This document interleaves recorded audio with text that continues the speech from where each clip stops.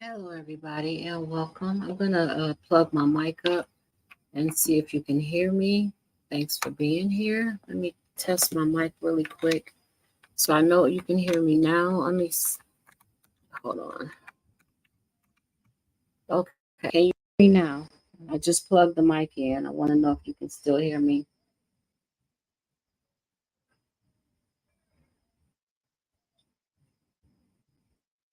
Can y'all still hear me?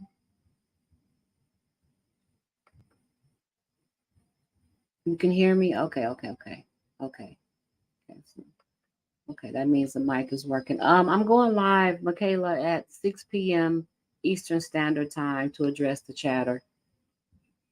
Hello, Roxanne. Thank you all for being here. Welcome to the Chemisphere. I know it's pretty early where you are, but it's already 3:35 p.m. here in Ghana, West Africa. So I've been up for a minute. Hey, Renee, thanks for coming in. Hello, Roxanne.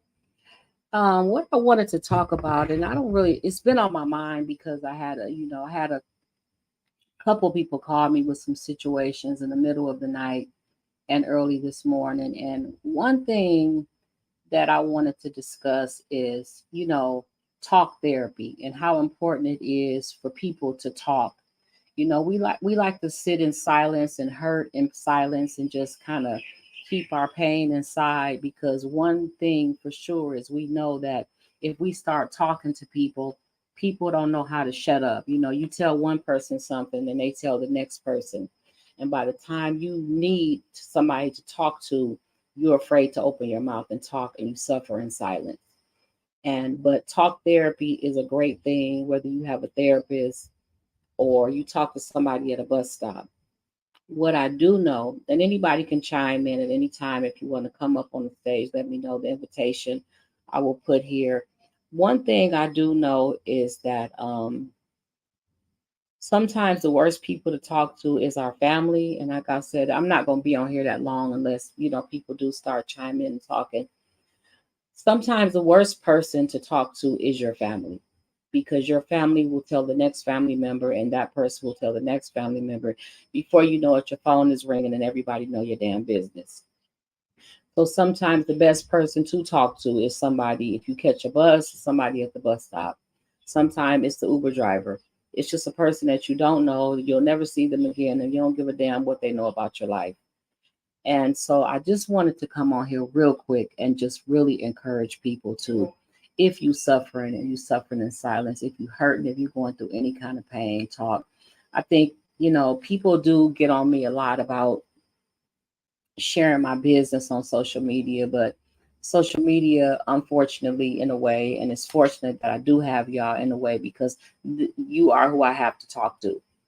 I in the middle of the night, early in the morning, if I'm going through something, y'all have been through a lot with me from the beginning to now.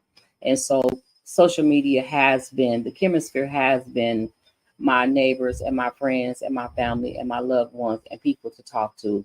So there's no shame in my game about that. Y'all see me cry, lash out, cuss, yell, scream, almost lose my platform. Y'all see me go through it all. Um,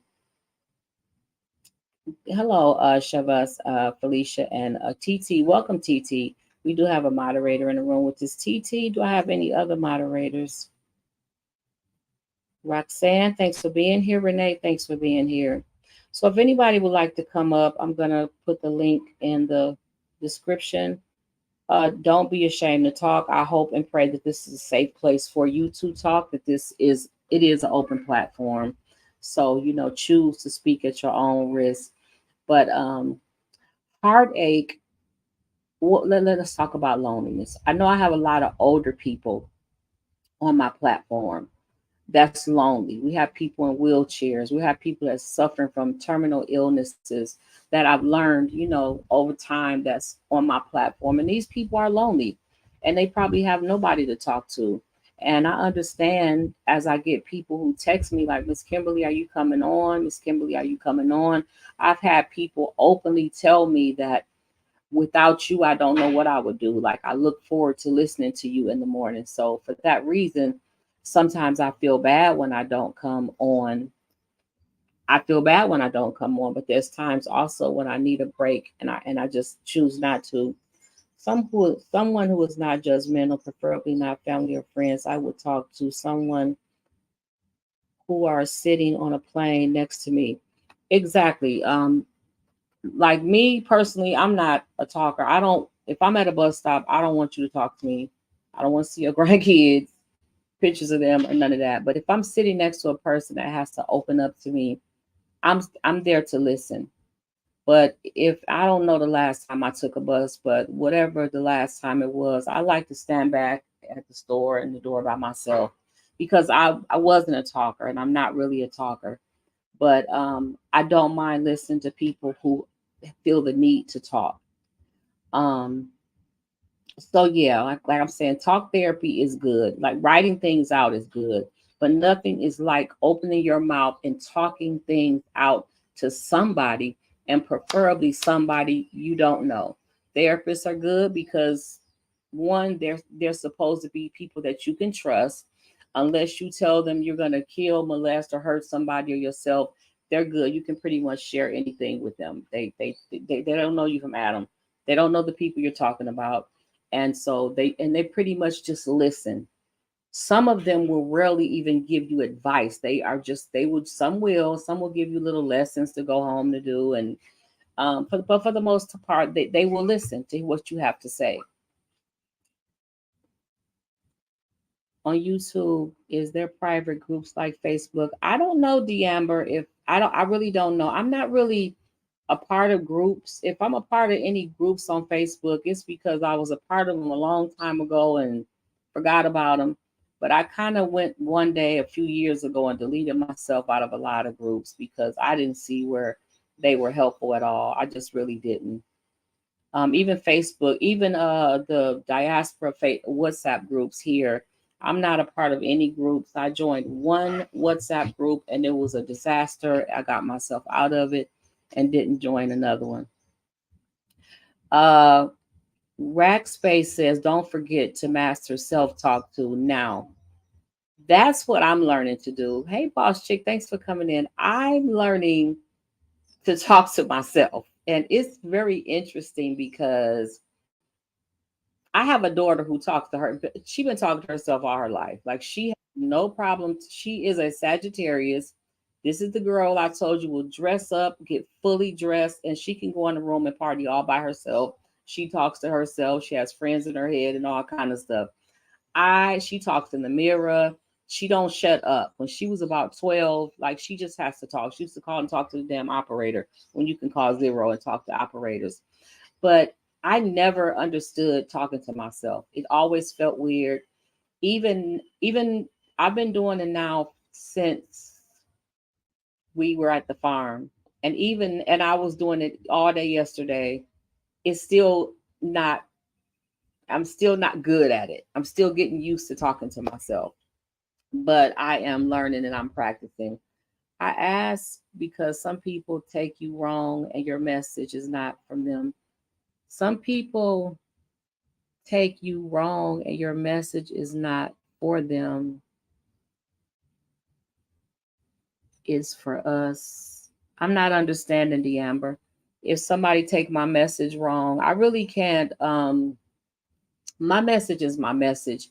If somebody takes my message wrong, then it probably is not for them, and I really can't do much about that because boss chick is here. Hold on.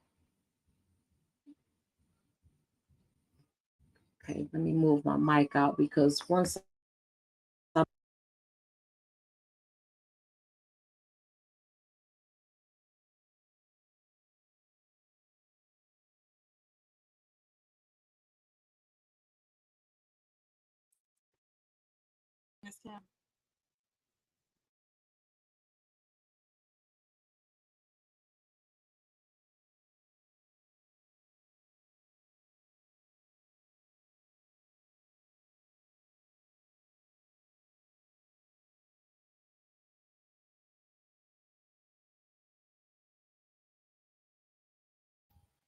can you hear me now?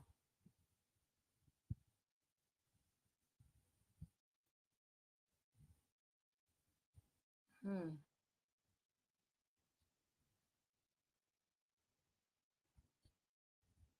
Y'all can hear me now? Okay, Boss Chick is here. I'm trying to figure out how to make sure I can hear Boss Chick. Boss Chick, you up? Can you hear me?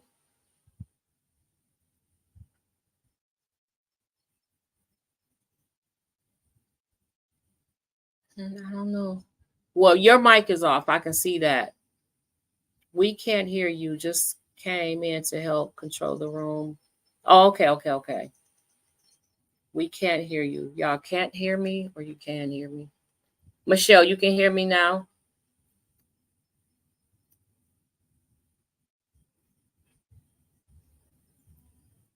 Okay, okay. So I forgot. Okay, it's like communing with your divine essence, even though it's been pressed down in this madness, it's still there. Lift your spirit. Lift your spirit, Queen. Oh, my spirit is lifted. I'm gonna lift. Thank you. Thank you for saying that. But yes, I'm gonna lift my spirit. This ain't really about me today, which it will probably turn into me because my life is my life and you guys are part of it. I just want people to understand this ain't about me. This is about some phone calls that I got in the middle of the night and early in the morning. People are really hurting and suffering and they're damaged. And one person felt bad for calling me, and I had to explain to them, don't, in a situation like this, don't ever feel bad calling me. I don't care what time of the day or night it is. When you're in a situation hurting you that bad, then wake me up. If your phone call wakes me up, I'm up. Even if I sound sleepy, I'm gonna jump up, probably make some coffee, and I'm gonna try to help you get through what I can help you get through. I'm not a therapist, I'm not really qualified to help people with certain things. But like I said, I really just came on here to discuss the talk therapy and how important it is to talk to people when you're hurting. You can't just keep stuff bottled inside. And some of us are so scared to speak our problems because people talk too damn much. They just talk too much. Hey, Caltea, thanks for coming in. People talk too much. People don't know how to shut up.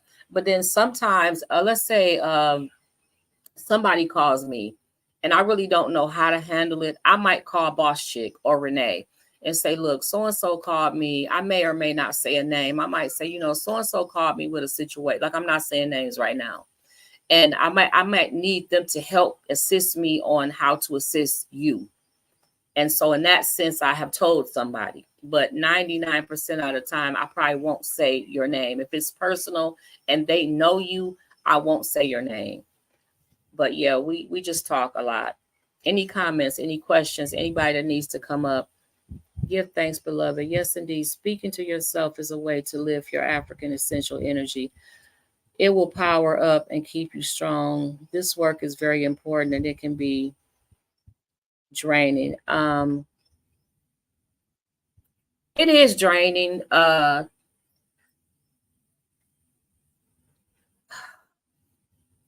A lot of things about it is draining. One, I didn't expect it. Everybody that knows my story know I didn't set out to be a content creator or influencer or anything like that. I didn't expect any of this. Y'all know the story. I was just bored one day, turned on my TikTok and started talking to myself, and people started. Okay, somebody's coming up. Okay, so Boss Chick, we device not connected. Uh, Raspace, it says your device is not connected. Boss Chick, if I'm not looking at the screen, can you bring RasQ up? Because I didn't even know. Okay, let me see. Add to stage. Okay, now turn your mic on, RasQ.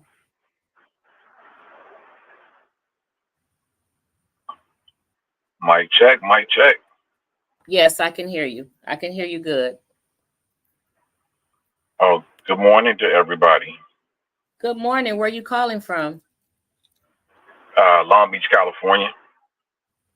Oh, okay. I came from Fresno, California. Thanks for coming up. What do you have to say this morning? Nah, great topic. I like that because it does, as you said before, it just offers a space for people to really understand that communication is it's a real thing. But we live in the world of chaos. I think the chaos is just everybody is under the illusion of individuality instead of being just celebrating, uniqueness. Uniqueness doesn't mean that you have to be separate. Yes. I've been working in the mental health field for years, and I think the biggest issue is a lack of communication. Like people struggle to relate, and I work in a family-centered mental health. So when we see families that, from mother to children, father, mothers, and children, what they don't understand is that when we stop communicating with each other, it's because we have these projections or these mind states that says, well, I'm the authoritarian, or I'm the parent. These titles restrict us from having open communication. Yes, I agree.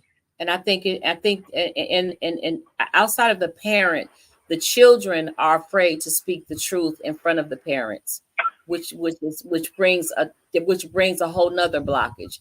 The wife is afraid to speak the truth in front of the husband, and so on and so forth. No, you're right. You're right. We don't know each other. We know our false selves. We know our pretense selves. And just, I'm really inspired by what you do because you moved from the States to another country. And, somehow I believe you communicated with yourself. You looked beyond restriction and opened up your mind and wherever you are on the inside to expansion. And without that inner talk, without that ability to be open with yourself and address, our own fears and what we think may or may not happen, you move strategically to hear yourself and make the so-called impossible possible. Right. Now, I don't know how long you've been following me or if you know my story. Do you or no? Or no? Kind of, sort of.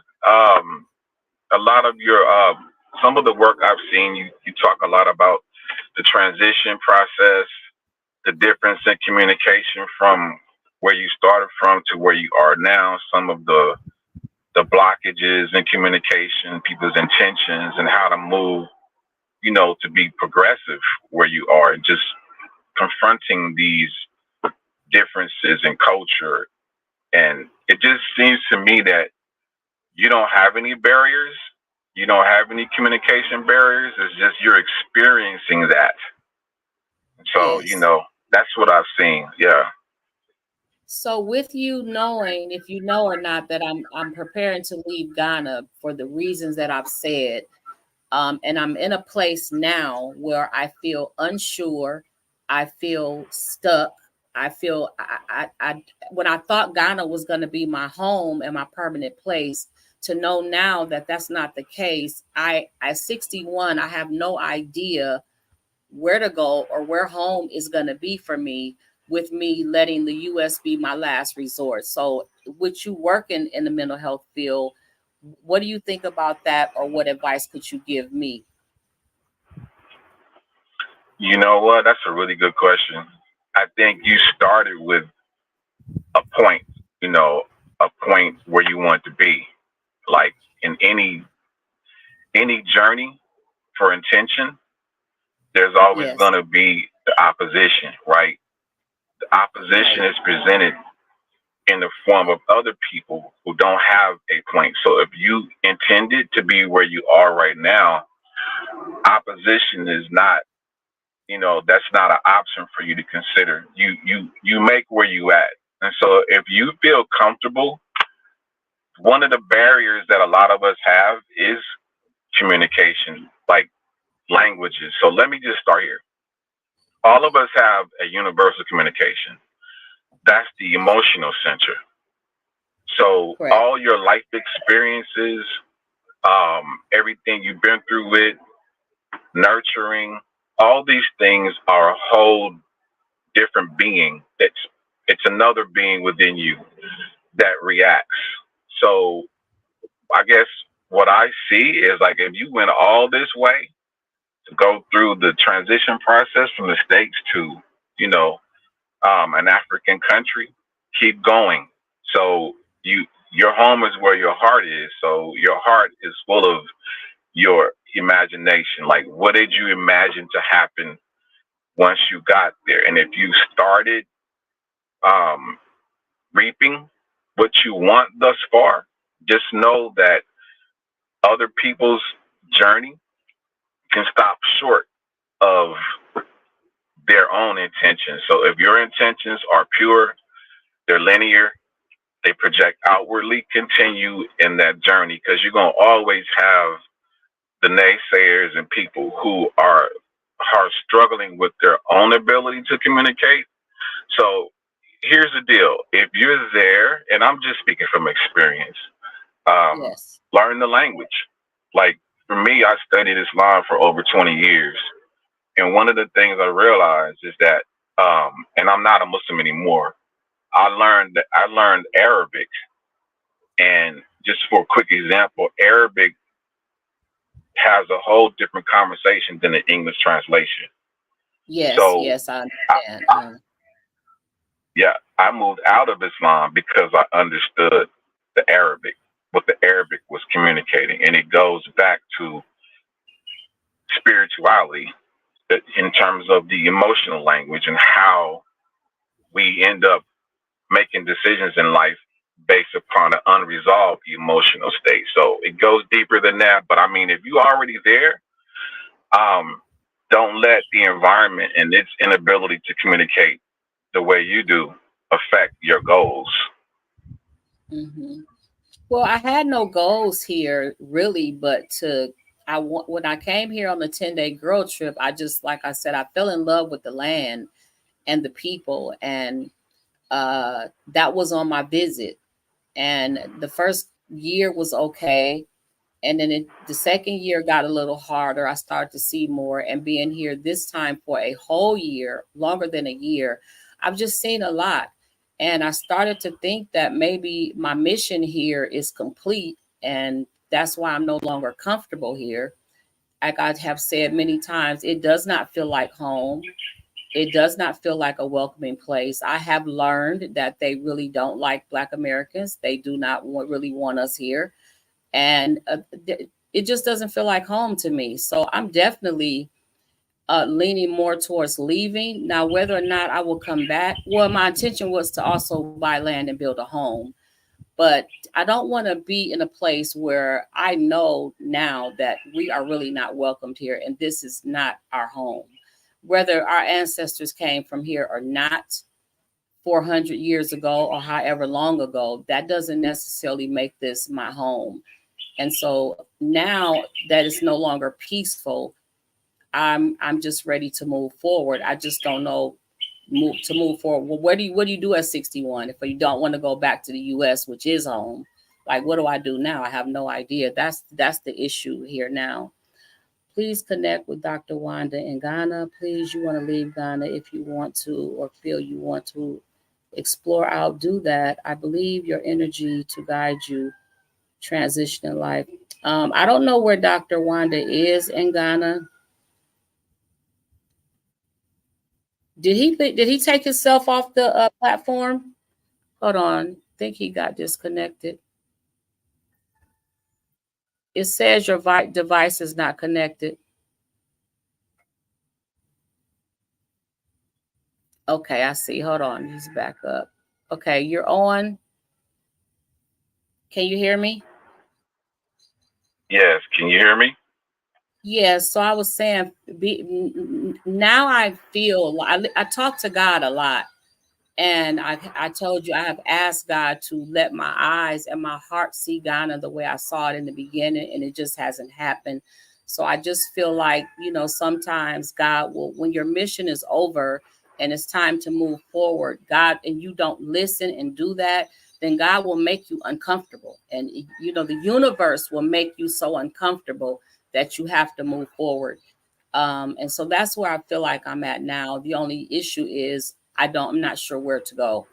I'm not sure where home will be. Okay, that's amazing because Now you got to continue the writing. So basically, you just described first that you either created a physical journal, and wrote in it, put the details in it, or you have a mental journal. So now it seems like you got to start writing again in that journal, whether it be a material journal or a mental journal, so you can start creating new vision. So I think it's wonderful for everybody to get to a point where you've done all you can do in a certain space, you've learned your lessons, and now it's time to continue writing in that mental or physical journal so that you can create the next step, the next reality where you want to go next. Okay. Okay. Okay. I understand. It's, I understand. yeah, there is It's, no external guide. It's all in you. and I do understand that. I do understand now. Now, as far as Islam, it was interesting that you said you're no longer Muslim because I don't know how to make people understand this. My mother was a Christian, my dad was a Muslim, and as I got older, I chose Islam over Christianity for many reasons.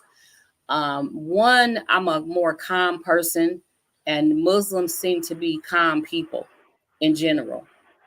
And but coming to Ghana has showed me a completely different side of Islam that I don't like. I didn't understand that just like Christians have different doctrines and different churches that have nothing to do with the Bible, that's the same thing with Islam. Depending on where you go and live, they have their own rules and doctrines that have nothing to do with the Quran that makes no sense in my life. But being in Ghana has just I remember saying that after this Ramadan, it will probably be my last Ramadan because I'm ready to give up Islam. I just don't feel it in my system anymore any longer.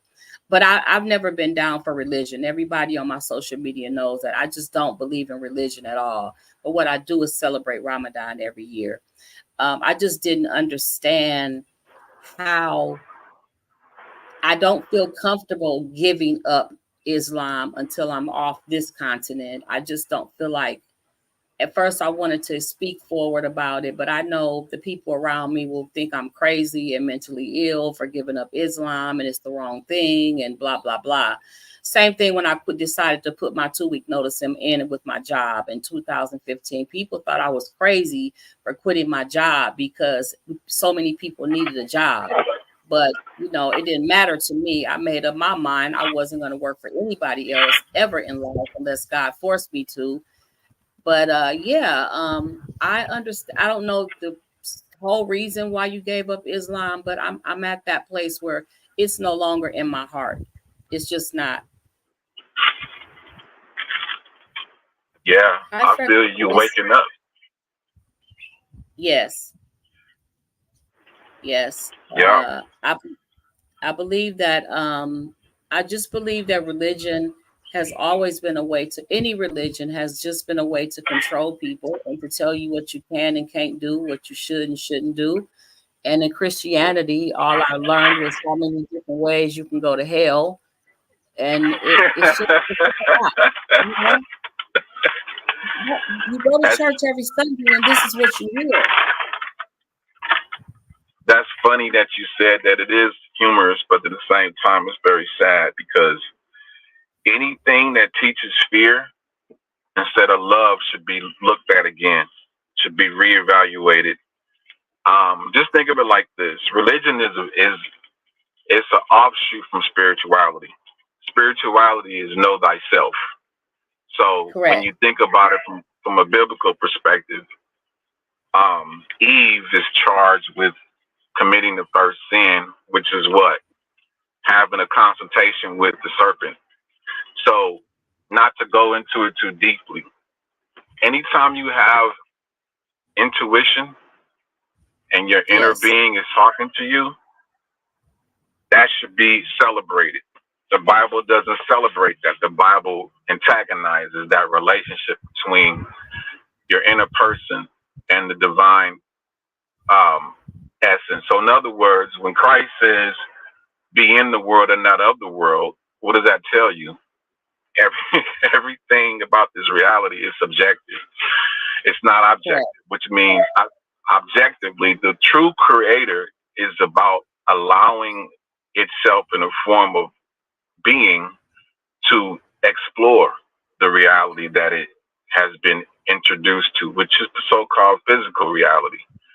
So, mind is all. So, however you see the reality, you begin to manifest that reality. The mercy behind that is forgiveness, self loyalty, and expressing unconditional love is of God, not of this world. So, Yes. everything in this world is based on conditions, and that's what we call counterfeit reality.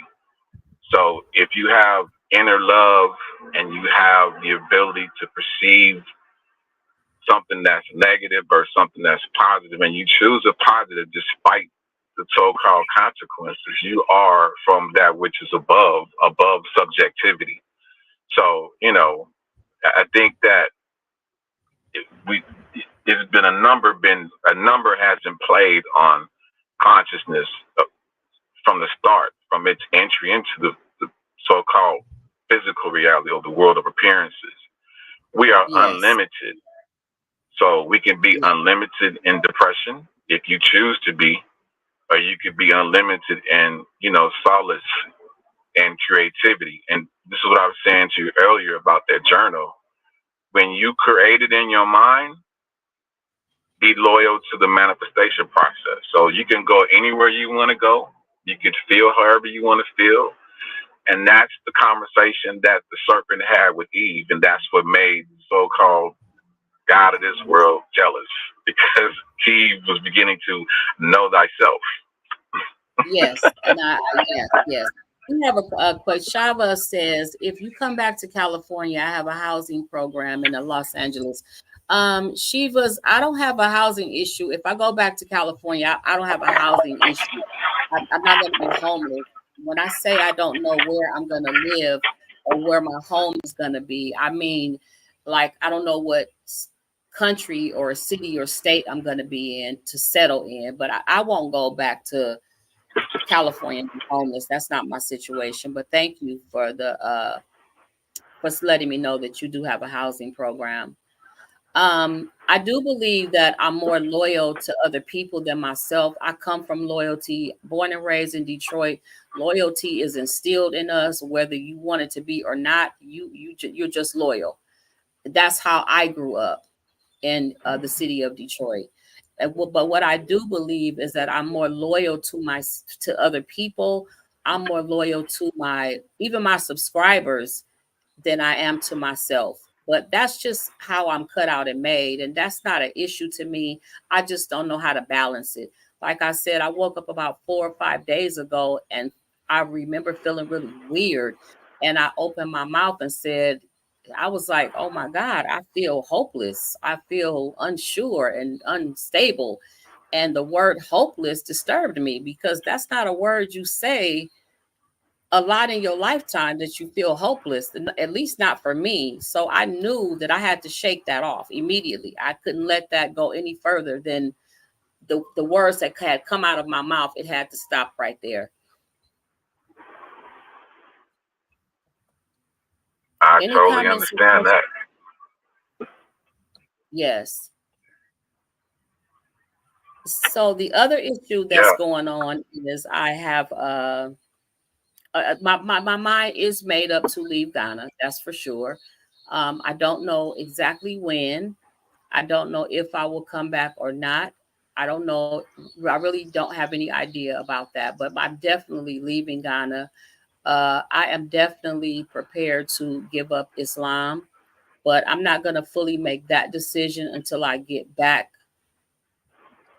Well, I don't know. I'm pretty much have made up my mind about Islam.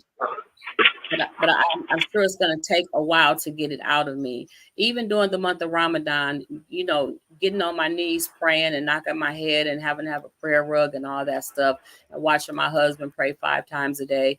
I would go in the room and sit on the bed and just talk to God. And I didn't see how my husband's prayers got to God faster than mine did, because he was knocking his head, because that's all a part of religion. I don't feel like I need a prayer rug or prayer room or anything to talk to God or talk to my own self. Yeah. Well, the kingdom is inside of you. So prayer Right. just means you're meditating. So when we talk about prayer, it just means a building block for intentions.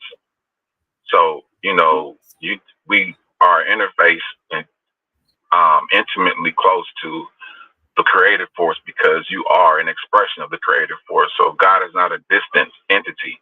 The creative force, or God, so to say, is within being itself. Being is a manifestation of the creative force. So you get to co-create your own reality. So, but I mean, I'm not going to say anything different than what you're saying. Everybody must come to the conclusion of the concept of either an external or internal creative force. Just know that we are here to experience reality, but we're not supposed to be settled in on a finite reality. We exist regardless of whether we hold a flesh body or not, and that's the beginning of knowing yourself. Yes. Whatever state we in, doubt, fear, moving forward, loyalty, love, all these states need to be disciplined, such as Christ disciplined the 12 disciples, or, we can go deeper than that, but I'm going to leave it there. So you have total control, or, cooperation with, your emotions, your projections. All these things are defined, put in order by you, and that's the difference between religion and spirituality. Unfortunately, I think that religion it's made from the mind.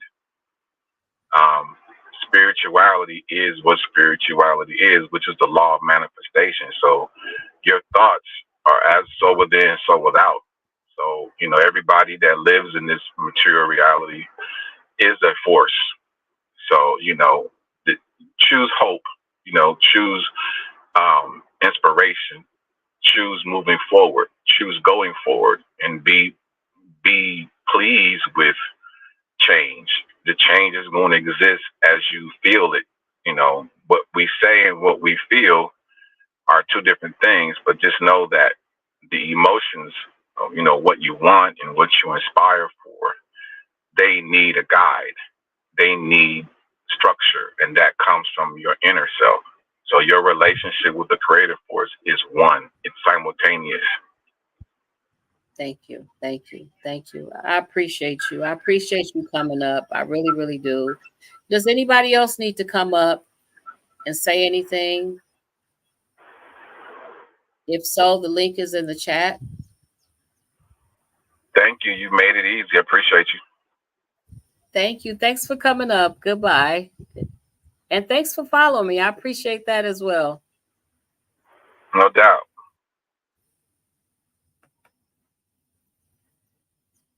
I appreciate him coming up. That was good. That was good advice. A good advice for me. And it's always good for me to hear from other people.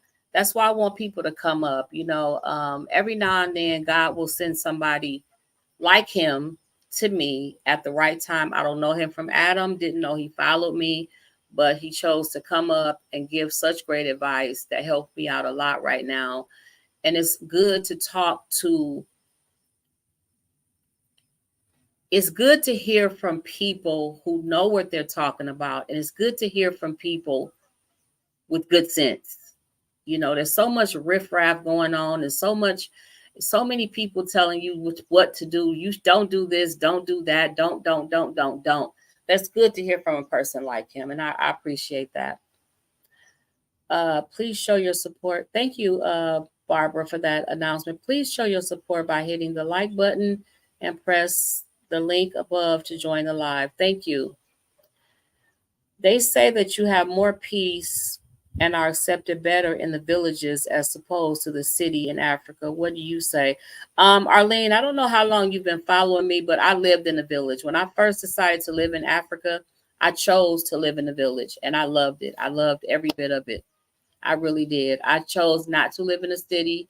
I chose not to live in Accra. I have never lived in the country, but living in the village was like what I pictured living in the country in the South would be like. It was very quiet, very peaceful.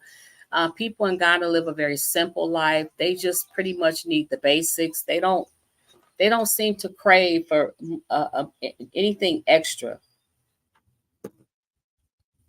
Hello, Victoria. So, any comments or questions? As we were talking about talk therapy, and how important it is to open up and talk your problems out and your issues out, and not to keep things bottled up inside.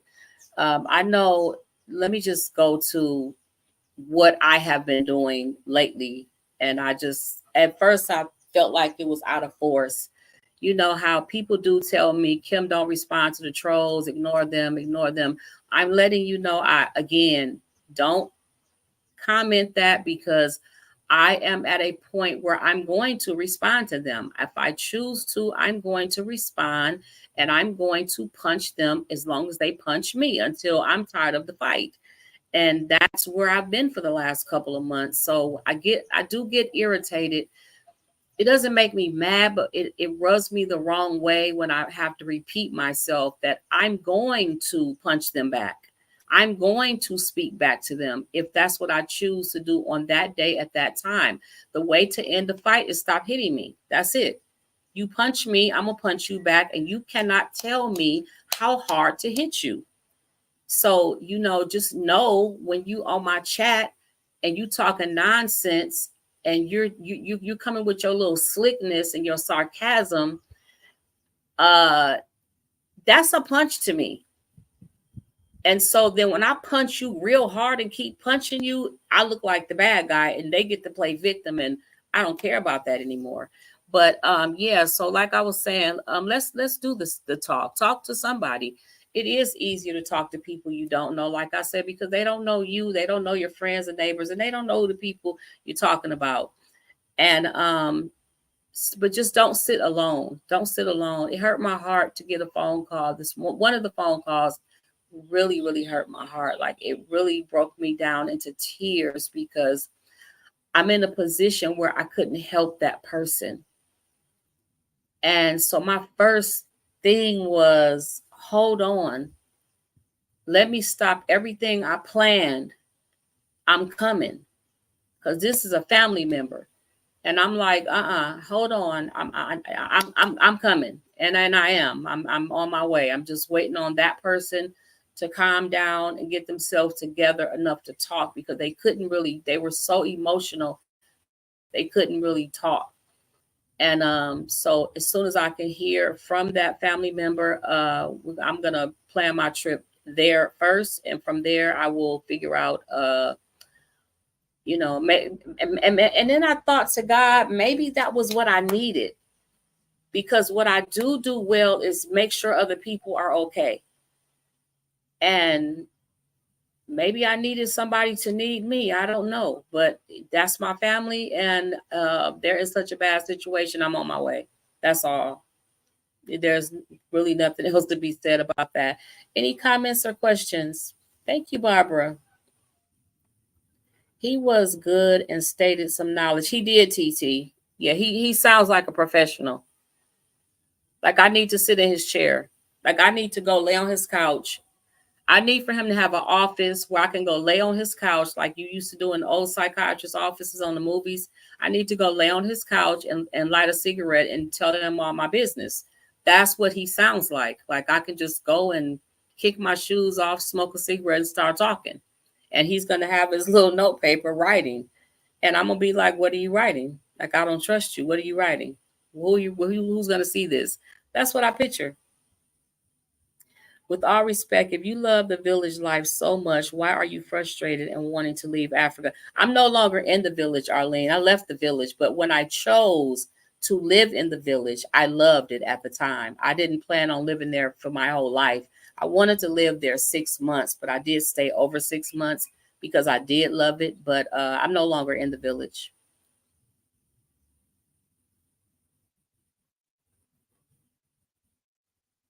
The village. I'm frustrated about a lot of things in life right now. In the last maybe the last 4 months, especially the last 2 months, I have been faced with a lot. A lot of things have been thrown in my face, dropped in my lap, hit me in the head. I have been bombarded with a lot of things, and I'm the one that has to deal with all of these things because I'm the best person to deal with them compared to the people around me. So I'm the one person dealing with everything that's coming at me right now. I don't have anybody to turn to. I woke up this morning. Okay, for instance, I've been hearing noise in the bedroom for like 2 days. I've been hearing this noise, and I'm like, what is that noise? Because I know nothing's in these rooms. We have a 4-bedroom, 4-bathroom house. We only use 1 bedroom and the living room. We can't even use the kitchen. So I'm thinking, what is that noise I keep hearing in the bedroom? And I'm thinking in my mind, either it's a snake up there, but it's making too much noise. It's not making snake noise. It's making some other crackly type of noise. Or is it some lizards? I know how lizards sound. It's not lizards. It's whatever the noise is, it sounds bigger than a lizard. But I've been hearing it for 2 days, right? I'm sitting here this morning. Latif is in the bedroom and I'm in the living room, talking to myself and figuring my life out. And I hear this noise and it was loud. And so I look behind me because the room is behind me. And I look and I see Latif and I said, Latif? And he said, yes, my wife. I said, where you at? Because even though I didn't see him. And but I hear his voice now. He's in that room. I said, if you're in that room, what is the noise in this room behind me? And then I hear a louder noise, right?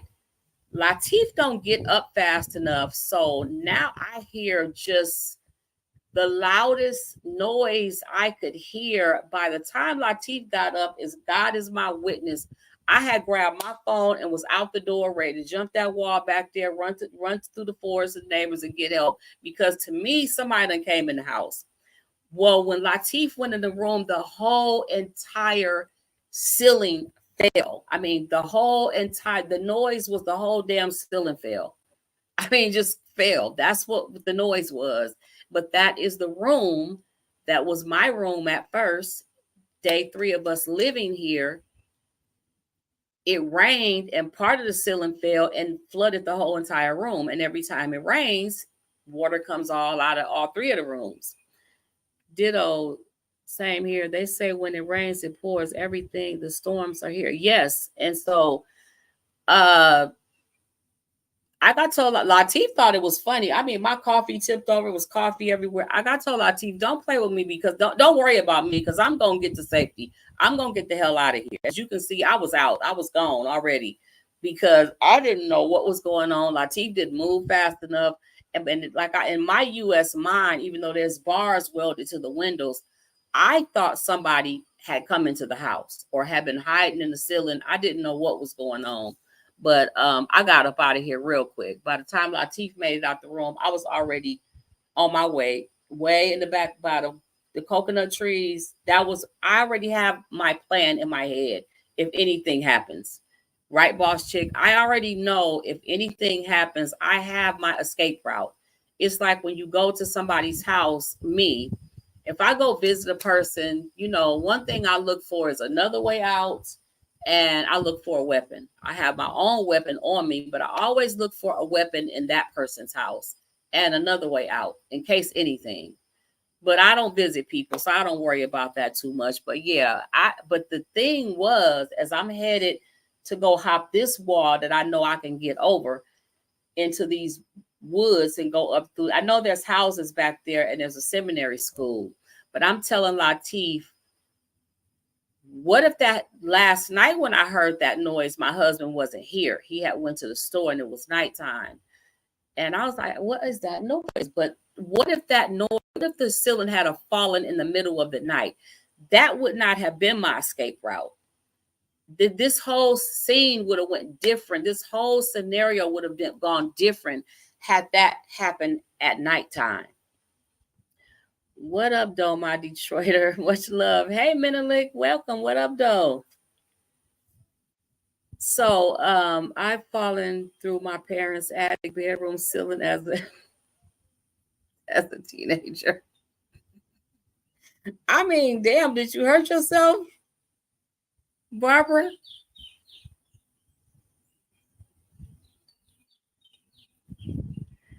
Now we do have a live coming up tonight at 6 p.m. Eastern Standard Time.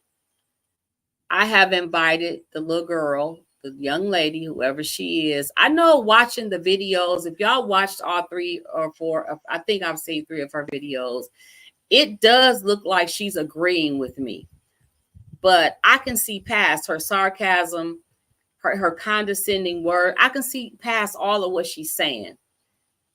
And she's kind of lightweight making fun of what I'm saying, but other people see it as she was agreeing with me. No, she wasn't agreeing with me. She's saying, I agree with her. Everything she's saying is the truth.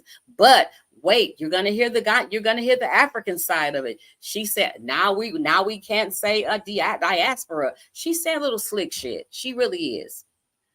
You said you tore up shit. I'm so sorry for you, Barbara. I'm glad you're here to tell us this story. So, I can't remember what the title of the video of the live was going to be, but I've invited her and her crew to come to the chat, and I hope she's brave enough to come and, face me and tell me how she feel. I couldn't get through one of her videos. Yeah, the last one is the one that really got to me was the one where she kept saying, but you're going to hear the African side soon. Just wait. The African side is coming. And when she got to that video, I think she was braiding her hair. And she started talking about how I'm complaining about Ghana and we don't want to build in Ghana. Of course, if we go to America, we have to go on a boat and the boat sinks like the Titanic. We're going to go to America. Everybody wants to go to America and we're going to get over there. We're not going to do anything for America. And if she's mad because America is taking care of immigrants and not taking, and Joe Biden's not taking care of his Democrats, that's not my fault. That your president won't do stuff for you. What does that have to do with us? We gonna go over there and take whatever we can take. So that's the video that really got to me. But I said, thank you for confirming that everything I said about you was true.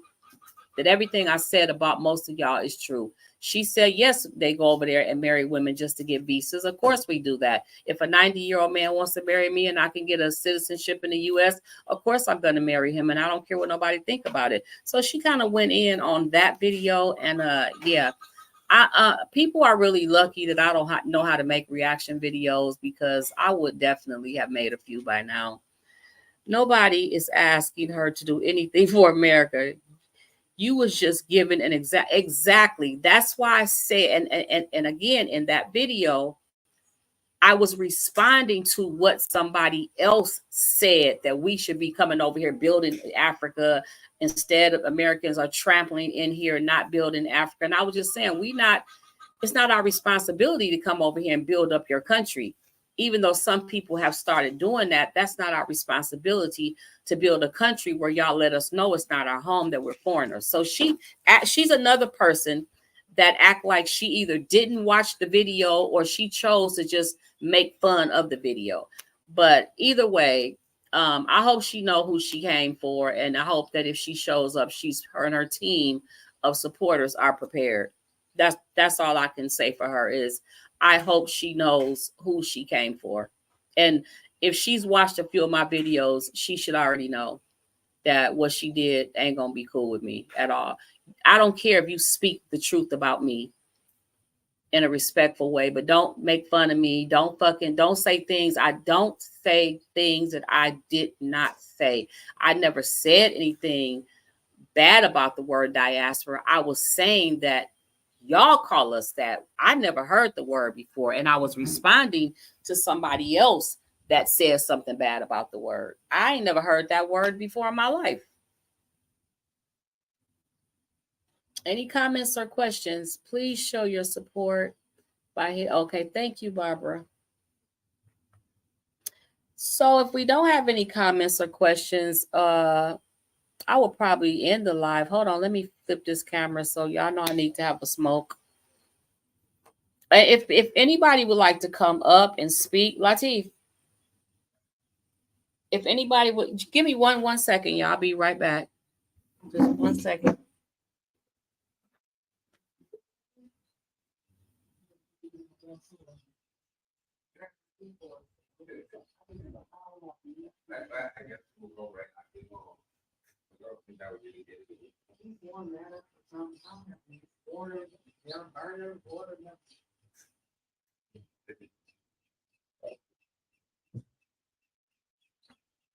Okay, y'all, I'm back. Let me see, did I miss something?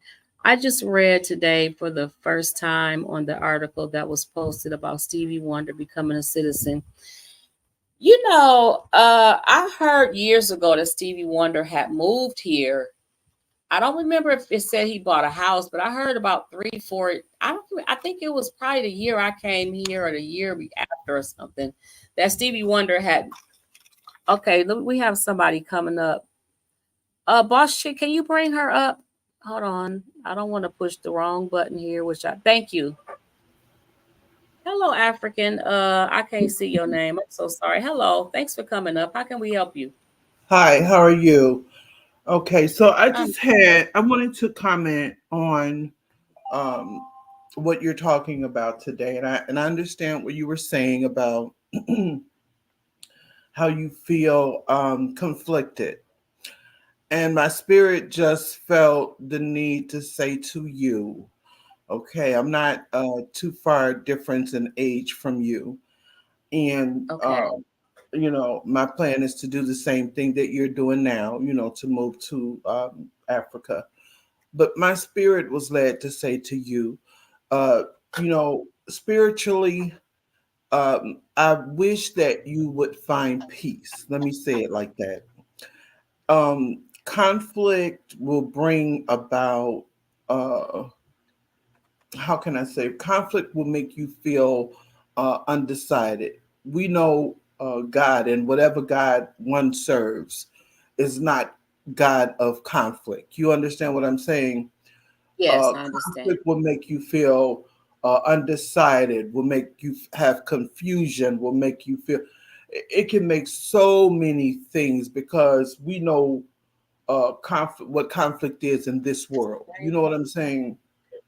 So my prayer for you would be to not continue to indulge in conflict. You have some people on this internet, okay, and it is what it is, unfortunately, that are, they have nothing else going for themselves. They have nothing else to do all day. And they are, very, very happy to make someone else's life miserable. You are living your purpose, I believe. I Thank don't you. know you, but I believe you didn't go on that path for any reason, just any reason. God led you to what he led you to for his purpose. You should Yes. continue to follow his purpose. See, in his purpose, there's no confusion. There's no conflictual issues and things like that. In his purpose, you'll find everything you need. And stop, don't follow yourself. I understand what you said about the prayer. You said when your husband goes in to pray, how you don't feel the need to pray. Continue on your spiritual journey somehow, whether it be through your meditation. um, Somehow continue your connection with God, Oh no, because I'm sorry. I wasn't saying that I'd stopped praying. What I was okay, saying was when we get on our knees and pray and knock our heads as Muslims, I don't feel the need to do that. When he's outside praying, I go in the room and do my okay, prayers with God okay, in the room. I don't feel the need. okay. I don't feel like I have to knock my head to get through to God. I got you. Okay, I understand. Yeah, continue on your spiritual journey because he will take you where you need to be and where he wants you to be. And if it continues to be Ghana, then you don't get in his way. You just follow your spirit, follow where he wants you to go and where he wants you to be and what he wants you to do. Sometimes things will come up in our lives to get us off of, our journey, our God's purpose journey, and conflict especially. And that's how you on your journey for what you're supposed to be on when conflict arises and people trying to get you out of your square. That's when you really have to remember, oh yeah, that's what this is. This is something to get me distracted. It is a distraction. And as Yes, a mature woman of 61 years, you have a lot of knowledge. I know you do. I know you yes, have a lot of knowledge within you. And yes, I would say don't even give nonsense your time. Your time is better than that. One woman said it years ago, non-factor. I would make everything that was not about something positive or something worthwhile a non-factor, and that includes any person. You know what I'm saying? And I okay, know a lot of times, a lot of YouTubers go with, uh, and I'm not saying that's what you're doing. I'm just saying sometimes a lot of YouTubers go with the negative thing because that pulls in, with the algorithm and everything, the yes, views and stuff. But at the end of the day, we have to look at, especially at our stage in life, you have to look at what's right and what's wrong.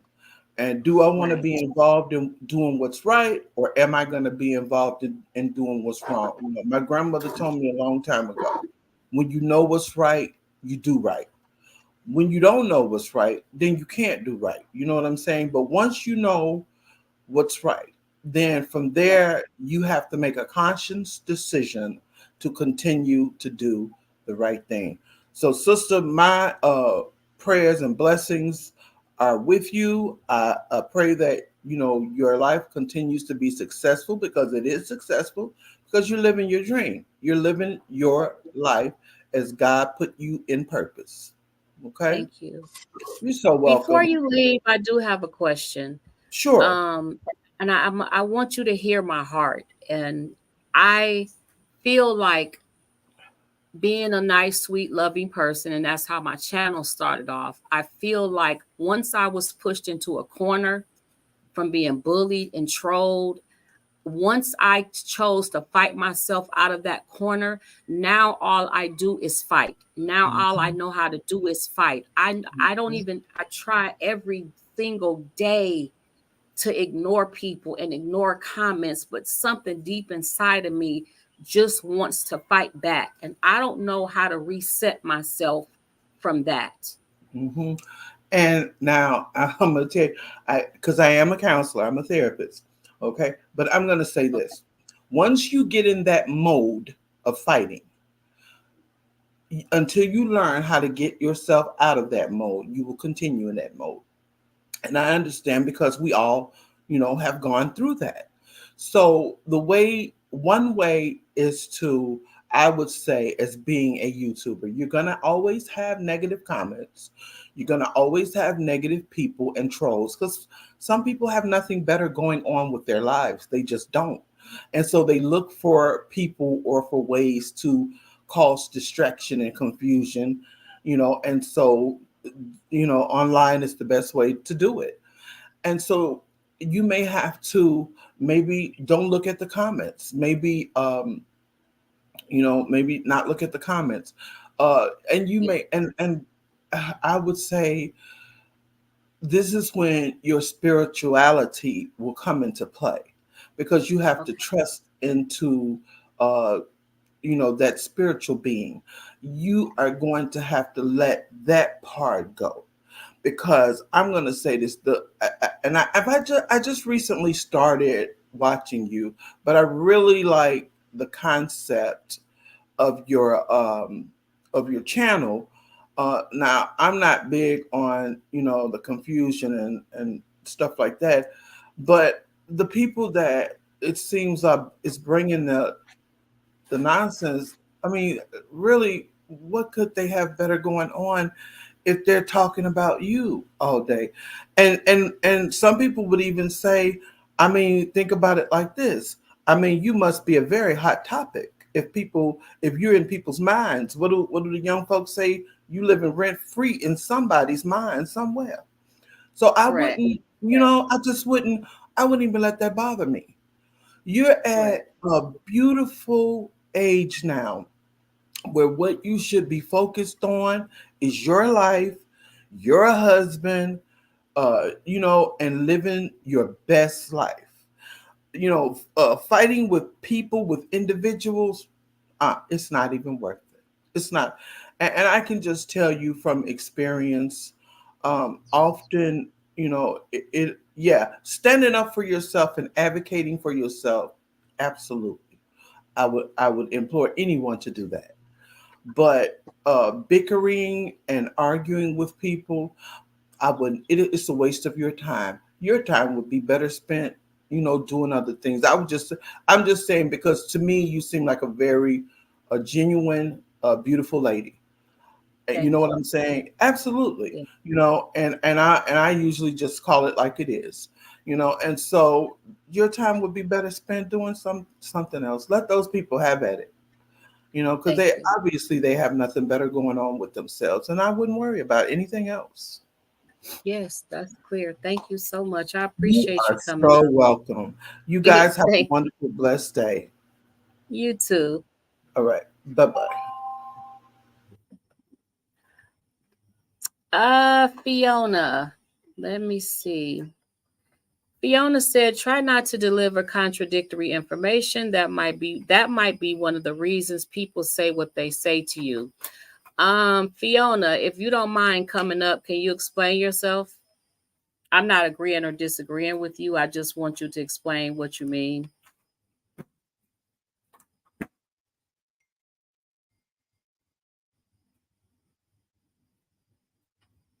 And that is to Fiona's life.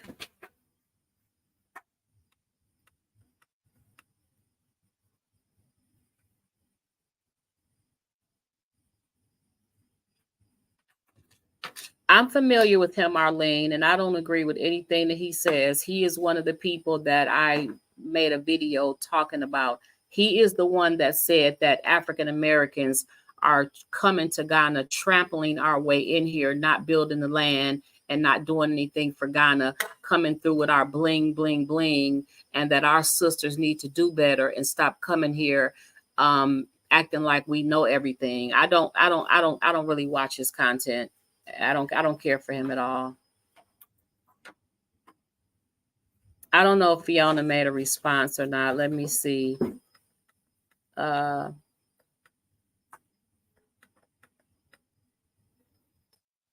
okay. Peace of mind. I do agree with her because it takes away from your peace. It does. It does. And I've noticed it. Fiona, would you like to come up, please? Now, what I would appreciate you not doing, and this is for everybody, don't throw a comment out at me. And then when I respond to you, you go silent. You made a comment. I responded to your comment. So let me hear from you.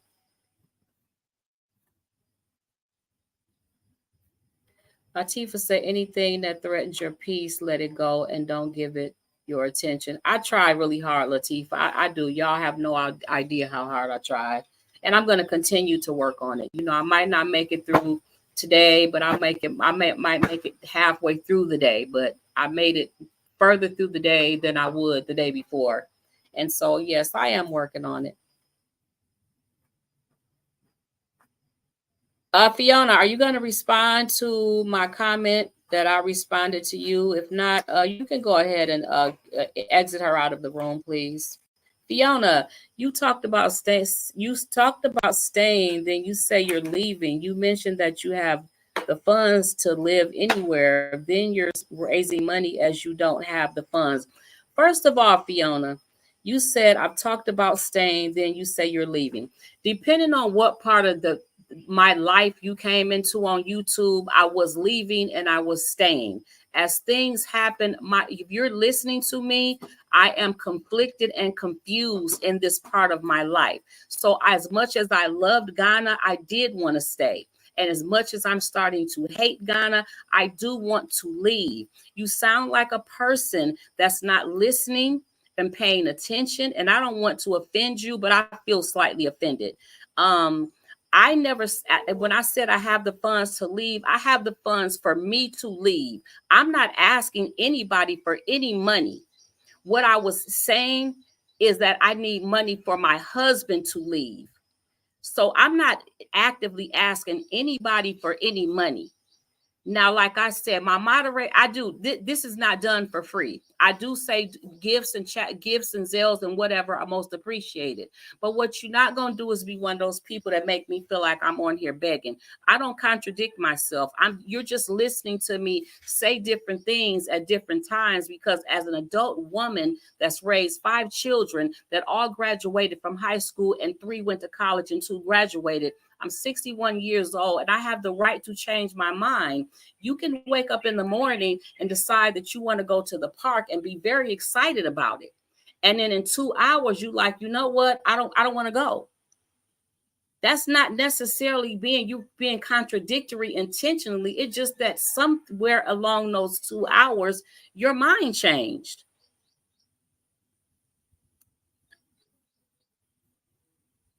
So before you come for me, pay attention. Before you make a comment, make sure you understand what I'm saying and where I'm coming from. Don't just throw comments at me, because as I've told y'all before, social media or not, I'm very, very word sensitive.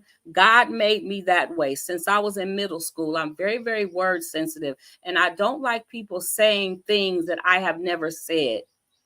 Yes, my mind changes and I have a right to change it, but that does not give anybody the right to attack me. The fact that I'm leaving Ghana today and not leaving tomorrow does not give anybody the right to come on here and bully me, troll me, or attack me.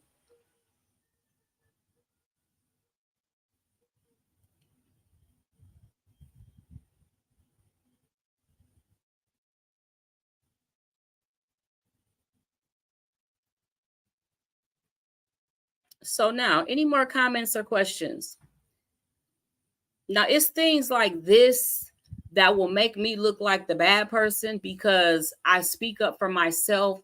But that whole comment struck me the wrong way, because I could clearly see that I don't remember her name already. I don't remember her name. That she's a person that's not paying attention. She's picking up little tidbits of what I'm saying here and there. And I just don't like that. What I am is very honest and open with my life, whether it changes from second to second or not. I'm very open and honest with y'all about everything in my life. If I don't have a penny today, y'all have known it. If I got a check on Wednesdays, y'all have known it, and I've taken you shopping with me.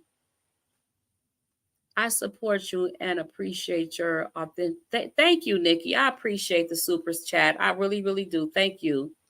Grown people have the right to change their minds. It happens daily. Exactly. It doesn't mean that I'm giving contradictory information. It just simply means my mind changed. That's all. What's contradictory is probably the Bible that you read. Let's talk about contradictory. Let's talk about how contradictory the Bible is, that some people on here that's talking probably learned from. There's nothing contradictory about me. I just simply changed my mind. And I let y'all know clearly I changed my mind. I don't want to do this anymore. And tomorrow, I might get on here tomorrow and say, oh my God, something happened, y'all. I don't know what happened, but I'm not leaving Ghana. I'm staying. I'm going to give Ghana 6 more months.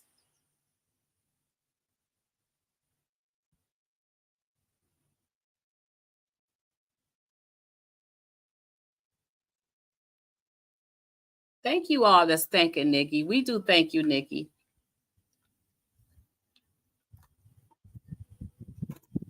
Exactly, Rod Space. Life is change, and people shouldn't be attacked for changing their mind. And what people should learn is what words mean and how to use words. Look up the definition of the word contradictory. Whether it pertains to what I'm doing or not, it doesn't even matter to me at the point. But look up the word, know the meaning of a word before you throw it out in somebody's face. And then learn how many different ways you can use that word. You can say to a lady, "Oh, you smell." Or you can say, "I really like that fragrance." It's completely different.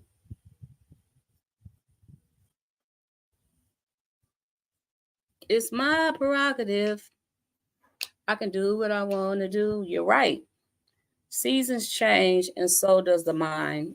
Thank you. That's exactly true. Husband.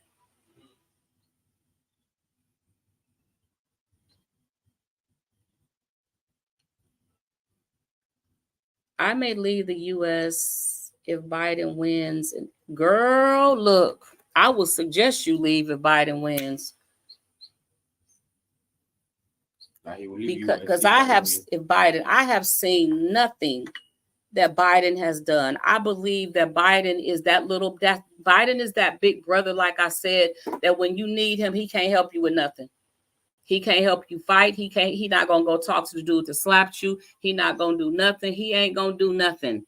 He has no backbone whatsoever, and that's my opinion of Biden. Kim is a grown woman. She can change whatever she chooses to. Thank you, Freckleface. I appreciate that. So does everybody understand the beginning, which is that it's very important to talk to somebody when you're feeling sad or lonely or hurt or for any reason, that it's okay to talk to somebody. In my opinion, it is better to talk to somebody that you don't know, like a therapist. I really don't understand how he eligible. I don't either, Renee. Like, I don't either. Like, honestly, I didn't understand how Kwame was eligible to become Detroit's mayor at a young age. Now, I wasn't against Kwame Kilpatrick at all, but I did watch him from the beginning, and I watched him from the very beginning.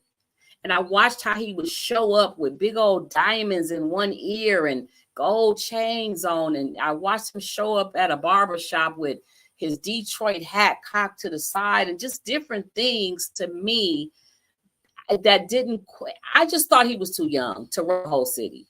I just really didn't agree with Kwame running the whole city. One of the hardest lessons in my life is that everybody is not going to like you. And that's hard when you know that you are a decent person. I never had to really have that problem bona fide until I got on social media. Social media is really kind of what took me over the edge.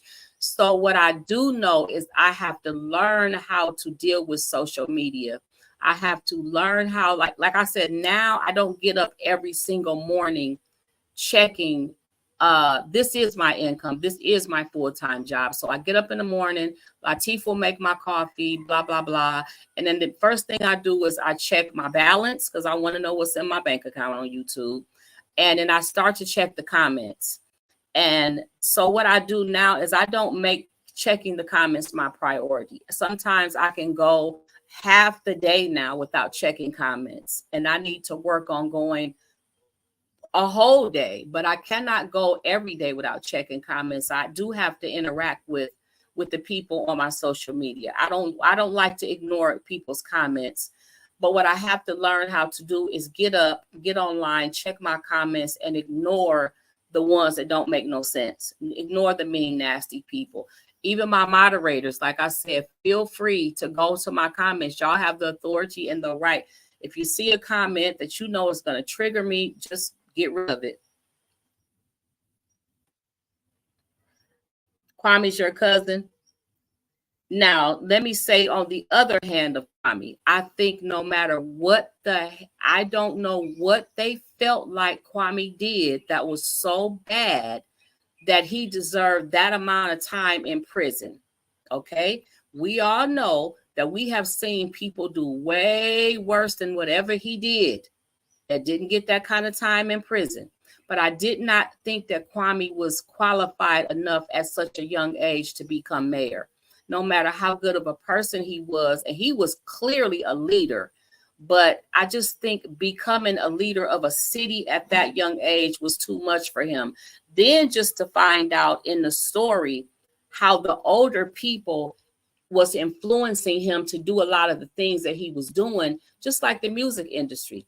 There were older people who I grew up with and knew from I didn't know them personally, but I knew them to be leaders in the city that were influencing Kwame to do things that he did not necessarily want to do. But because you're young and you're following these elders who you think know what's best, you just go ahead and lean towards them to do what you think that they think is right. Do you? No, I don't, Arlene. I don't at all.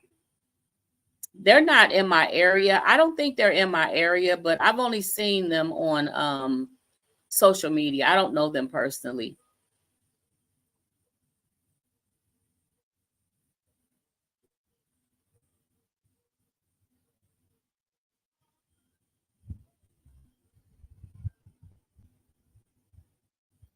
When I saw that 30-year-old MD mayor, I fell out. Who is that? Is that Marilyn? She's about 30. Yeah, I think that's too young. I just think it's too young. Right. Honestly, I think he rubbed someone the wrong way because there's no way he should have gotten that much time. No, there's no way he should have gotten that much time. No way at all. We all know that. We all know that there was something wicked and crooked behind that. But whenever you wicked people and you wrong people, I just say this: you have to deal with God and the universe, and that between God and the universe, you will be dealt with.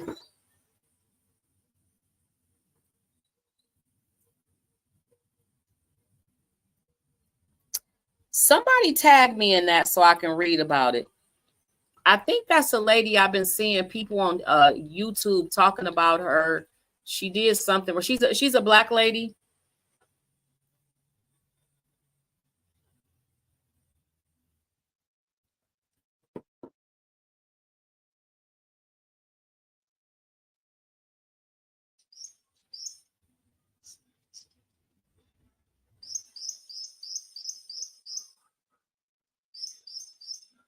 So does anybody else want to come up and tell their story or talk about anything specific? It could be the subject we're talking about or something different. You're more than welcome to come up.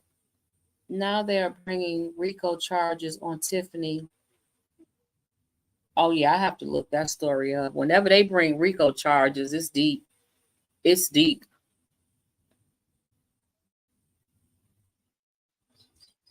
That's definitely federal. That's federal. I agree, Caltaia. 2/3. Yeah, that's just too young. That's just too young to run a city. To run a city, not just the city of Detroit. Let me go back to Kwame, but a city that was so messed up. You're too young to deal with something that's so messed up. And the same people that's guiding you to do things you didn't want to do, they didn't run for mayor. They've been in the city for years. These people were 60 and 70 years old. Why haven't they run for mayor? Why didn't they try to step up and fix the city of Detroit? No, he was too young to take that on. Sometimes the youth are needed in government offices to make the positive change that we need our community. So many of our elder elected officials can't make new changes. They can't make new changes, and we do need the youth, but some people are too young for some things. I would never vote for an 18-year-old to become mayor of a city that I live in because they have new ideas and they can show us how to do TikTok better than we can show them how to do MySpace. I do agree that that was the same that was part of the reason this is all open book now. It's on the internet. It's no secret or nothing. I was a part of the Eastern Star at some point. But one of the problems is the old people that are 60 and 70 years old didn't want to let the younger people, younger meaning somebody like me who was in my 40s at the time, bring in new ideas. We were still out in the community. We were working at the schools. We were working at the recreation centers. We knew what the people wanted and what was out there. And these people just refused.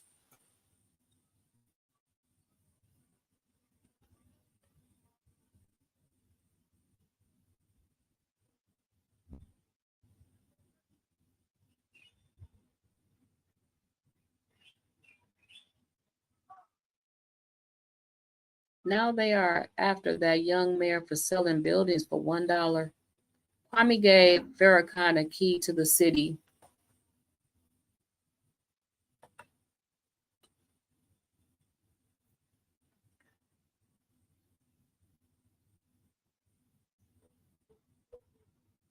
You know, I don't know what's going on in Maryland with the houses, but I know for a fact in Detroit, there were so many abandoned and vacant buildings that Detroit was selling houses also for $1.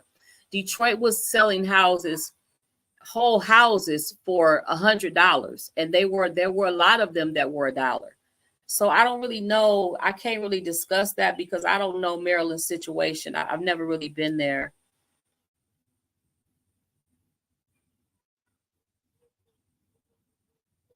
It's true, Menelik. It's very true about elderly people. And I see it right here in Ghana as well.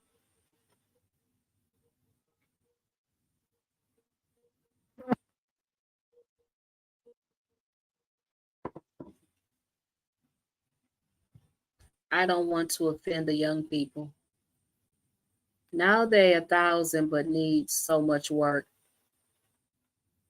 Oh yeah, they need some work. I done looked at them on the internet. I don't know if they're still on the internet, but there was a website you could go to on the internet under the city and look at all the houses and the conditions they were in and the prices. And oh God, some of them houses I could see the beauty in the house when it was fixed up, the character of the house and how each house is made different. Oh, but they take a lot of money.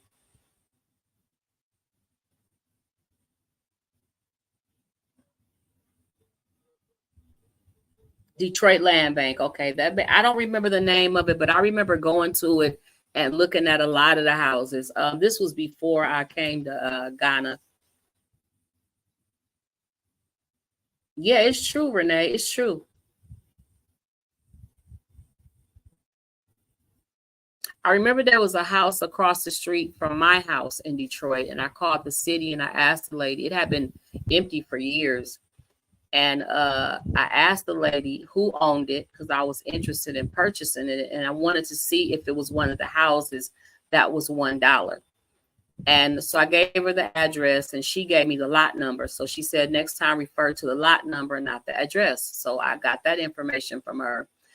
And she said, Kimberly, all I can tell you is that if you can enter the house, it's yours. I said, but it's boarded up. How can I get in? She said, no, I can't tell you all of that. But if you find a way to enter the house, it's yours. You contact us. If you can find a way to enter the house and turn on the utilities, you have a better chance of owning the house, owning the property. Now, this is what the city of Detroit told me. This was probably 2004, I think.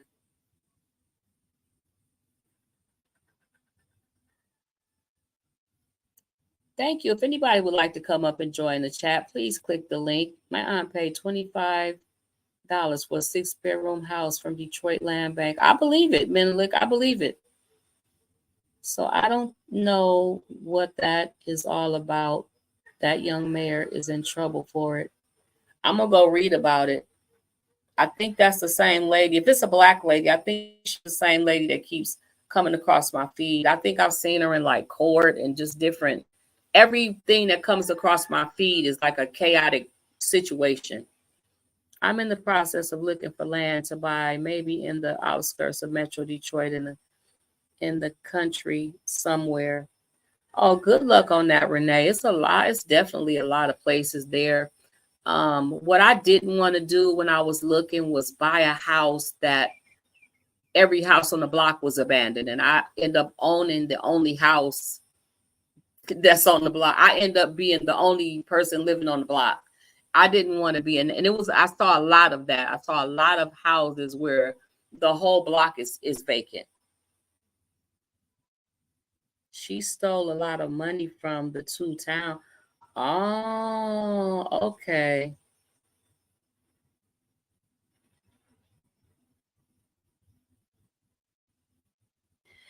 You know what I never heard about Renee? I was looking at her story about 2 weeks ago, and it made me send my brother a WhatsApp asking him was there any update on this lady, and he didn't respond about it. I think her name was Strawberry, the stripper that went to the party at the mayor's mansion and eventually came up unalived. Like, I never heard anything else about her story at all. Like, it just disappeared off the face of the map, like the face of the whole Detroit map.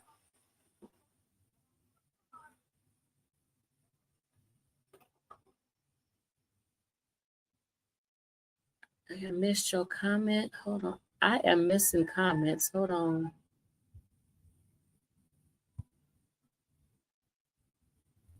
Tag us in the info. Damn it. I know Kwame sure was fine laughing out loud. He have a lot of contacts of Black. Yeah, I missed your comment, Renee. Dang it. Oh, her daughter is on TikTok. I think I saw her daughter do an interview.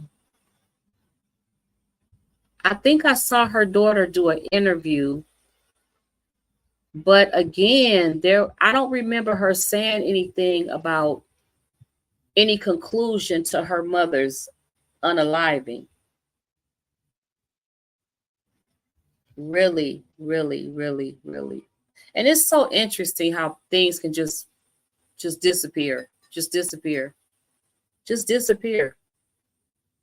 You know, like my daughter's rape kit took, well, I ain't gonna go too deep in that, but I had a daughter who was raped by a police officer in Detroit at the 4th Precinct when she was 14.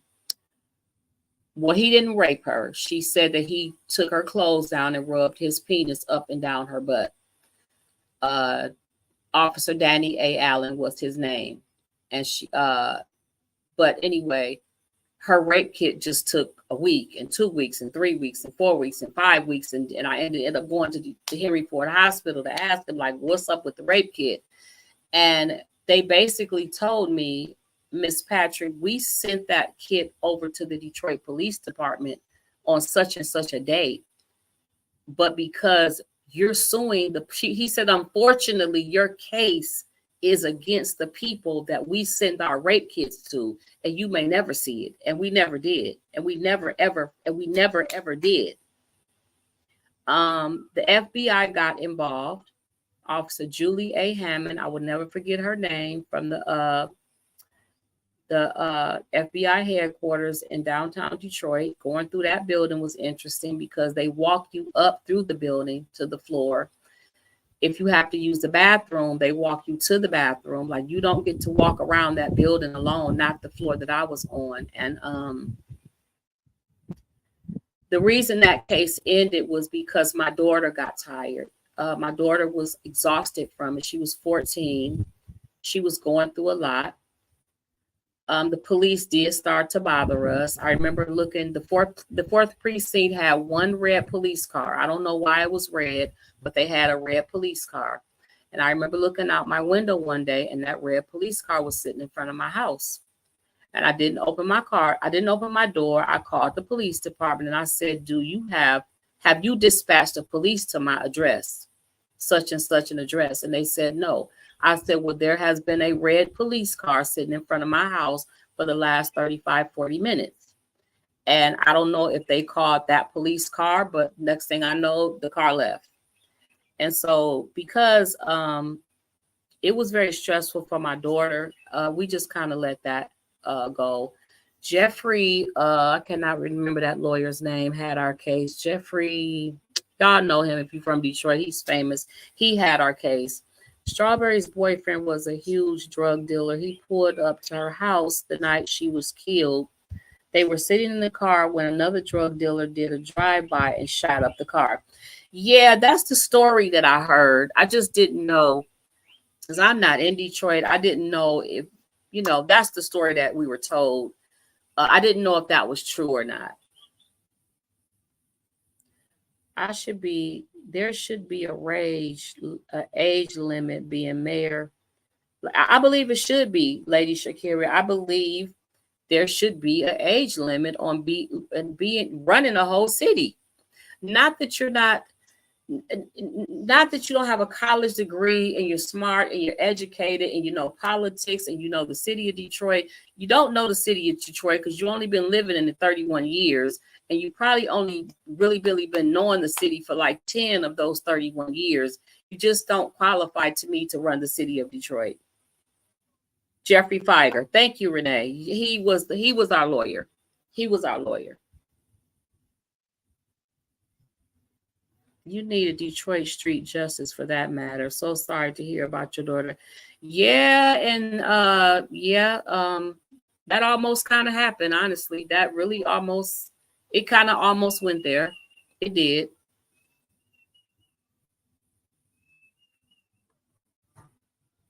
It really did.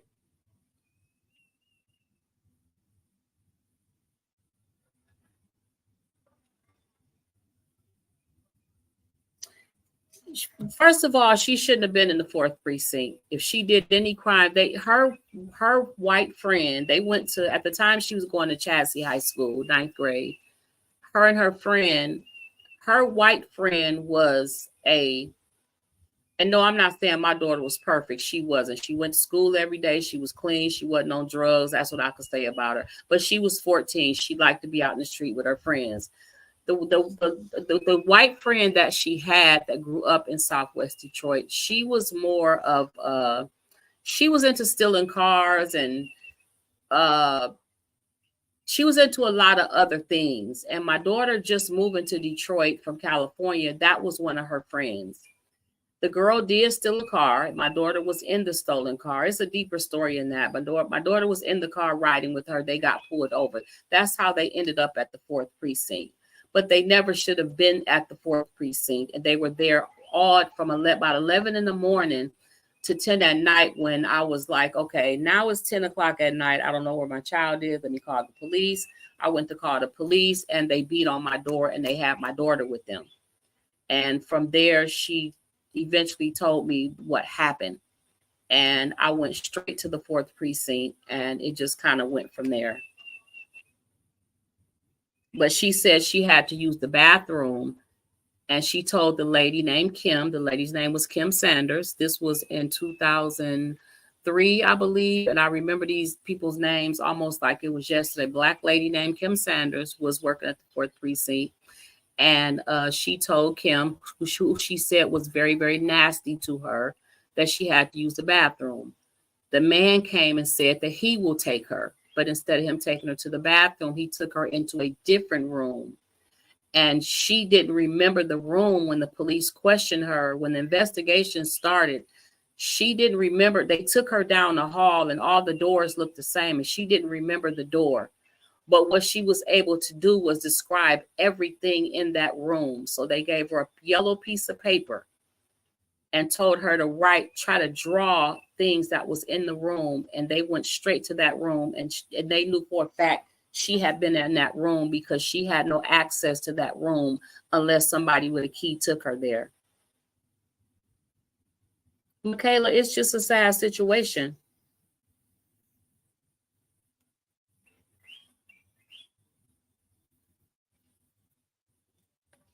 How much experience can you have at 30?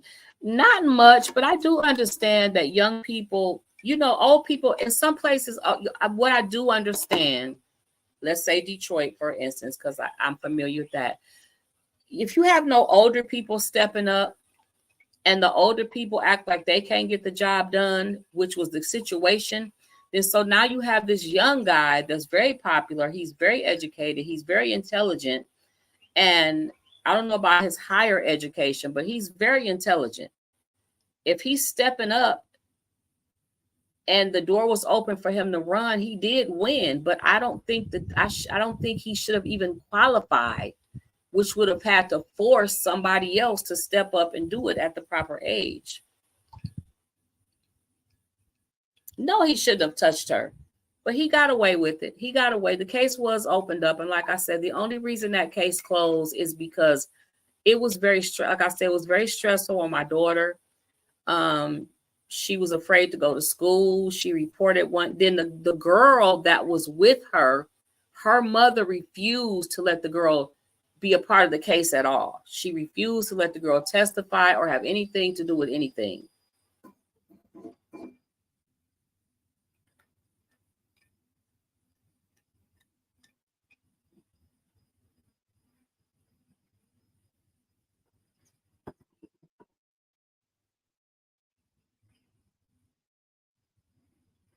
And that's another broken system.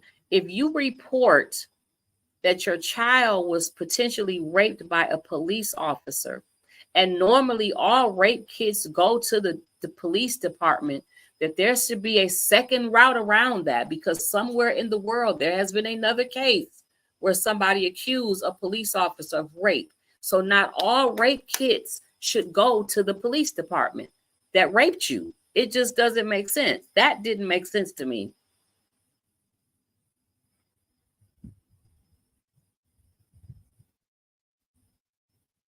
Oh yeah. I'm sure there were. I'm sure there were.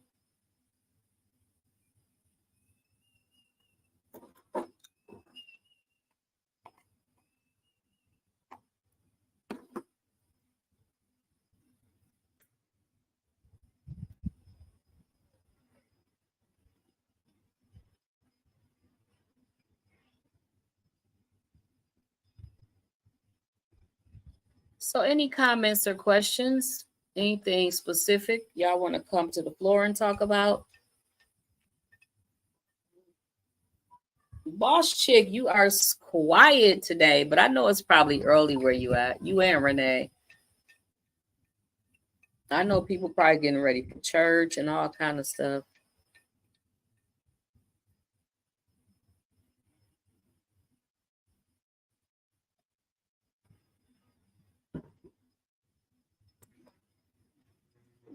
Can you hear me, Kim? Yes, I can hear you. I can hear you. You have anything to say about anything going on today?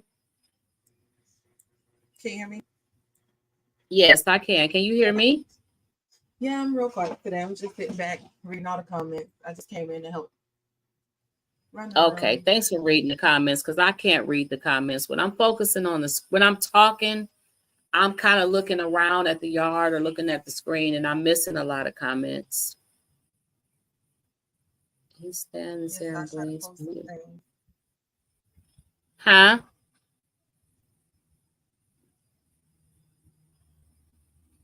There go your friend, Rockabye Baby.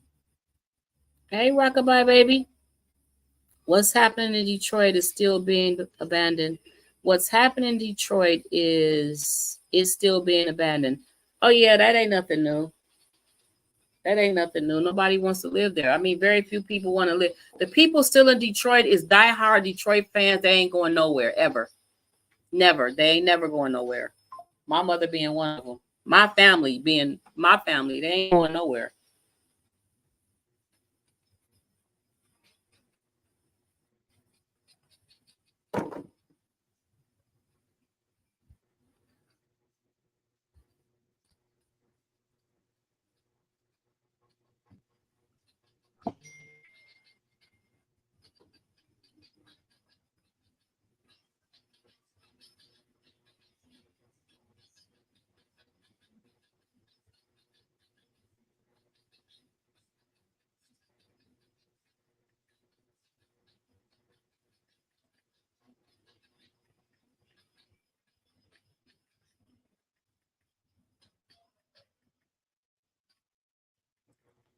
Anybody want to come up and add to topic?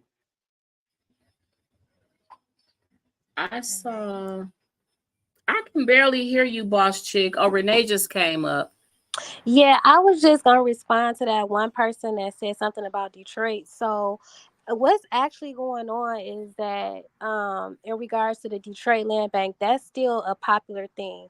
The only problem is you can go and see a nice building, but the bids do start off at $1,000. However, there's they don't tell you how many people you're bidding against. Then the price of the building can go up to 25, 30, $50,000. Like, so that's the part that people don't talk about. Or the houses that you are able to get, you do have to put so much money in it that it's like if you ain't prepared for that, that's gonna be a problem. But like they are fixing up downtown. But as far as like I wouldn't mind living in Detroit. However, I realistically don't have the funds to put into a house because because the Detroit Land Bank also put stipulations on stuff. You have to have so much done by a certain amount of time, and it's just like it's a project.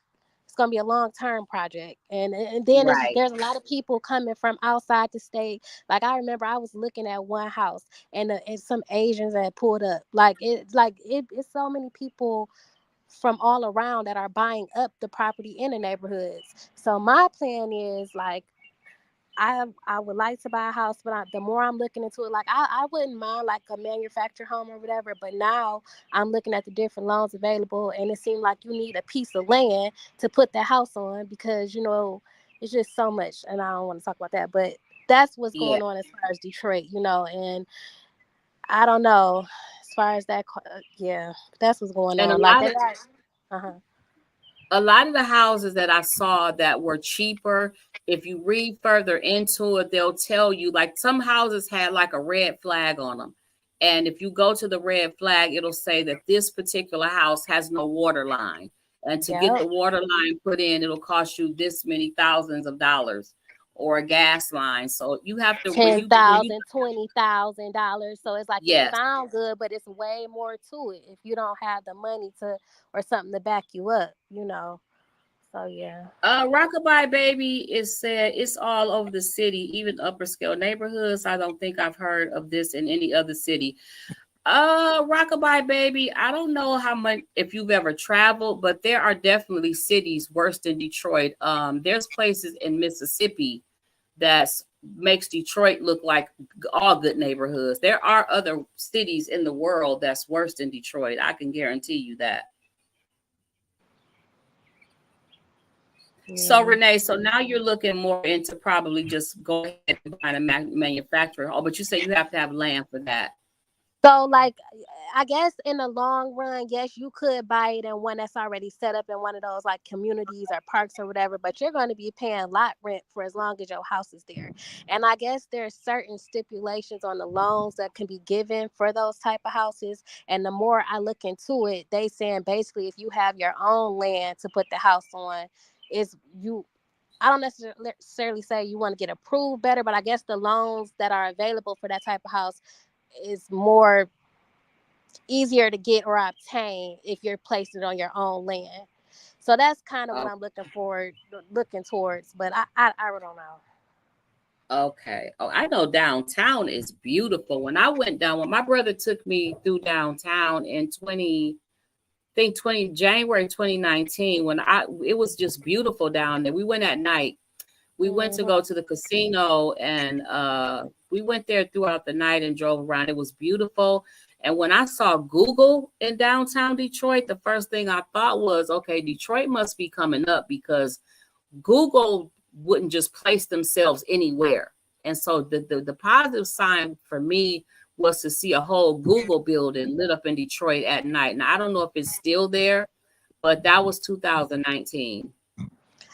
Yeah, what's his name? Mike Illich or whoever he is, whoever Rocket Mortgage is down there. They pretty much are flipping Detroit into I'm down there during the day. I'm not down there at nighttime, but but I do walk around on my lunch break or I walk to the riverfront. They putting a lot of money to change that. So I think you can now even get to Belle Isle from the river walk. Like there's a path. So they Really? sprucing it up. But you know, as far as the outer city, I would, like I said, I would love to live in Detroit if I was fortunate to get one of those nice old houses. But I don't know. I would love for Detroit to just be like it was when I was a kid. Like I would totally move back to Detroit. Let me tell you something. I don't know if it was or wasn't, but growing up as a kid in Detroit, we had beautiful tree-lined streets. We had great education system at that time. We didn't want for anything. I mean, of course, our parents always said we was poor, but I didn't see where we was poor. We wasn't hungry. We always had school clothes, school shoes, school supplies, food. I didn't get how people thought, I didn't get how grown people thought they were poor, but I was a child. But I would definitely go back to Detroit if it was how I was as a child. I didn't know Detroit was even a hood, which it probably was at the time, and I just didn't know. But, you know, I would You was definitely. just blessed to be in a good part of it and didn't have to experience you know, which is real good. I mean, I don't know. I was on the west side. I was in the West Warren area. I don't know. It just, I mean, we were free. We had 2 rules. We just had, our rules was to go to school, do our homework, and be home before the street lights came on. And we could literally be gone all day and nobody worried about us. You know, like nobody was, but at the same time, we didn't venture off too far. Like we could literally hear our mothers scream our names and knew to go home. Like if, you know, if your mother yelled your name, then you could hear your mom and you just go home and see what she wanted. We didn't sit in the house all day. We was outside all day because once you went in the house, your mama or daddy wanted you to do something. And so the best thing as kids is we stayed outside all day. I don't care if it was rain, sleet, or snow. The only thing we couldn't go out in was the rain. But what my mom didn't mind me doing was sitting on the porch with my umbrella. My mother, as a child, I loved the cold and the rain. But I could, you know, we didn't go play in the rain, but we were outdoor kids. I don't know if Detroit could ever come back as a Black community. I think if the land is so cheap, what I'm shocked is that other people are not buying the land up and building it up. I'm wondering if there's some type of stop sign stopping other people from buying that land up, because why isn't people for over these last few years already bought that land up and built it? Education. I mean, Chinese people, white people, Arabics, anywhere. Why hasn't somebody already bought that land and turned it back into beautiful neighborhoods? Financial priorities ain't focused on it. Yeah. So I want to thank you all for being here. The land bank gives you 6 months to get certain things done on a house that you get from them. Yeah, that's what Renee was talking about. There's a time limit that once you win the bid on the house, there's a time limit on certain things that you have to do. So that's what she was just saying. You know, like I said, I'm not really interested in going back to Detroit. You know, I do love to visit. It's something about, like I said, when your feet hit Detroit, it's just like I'm back in the D, man. I'm back home. It's like getting a big hug.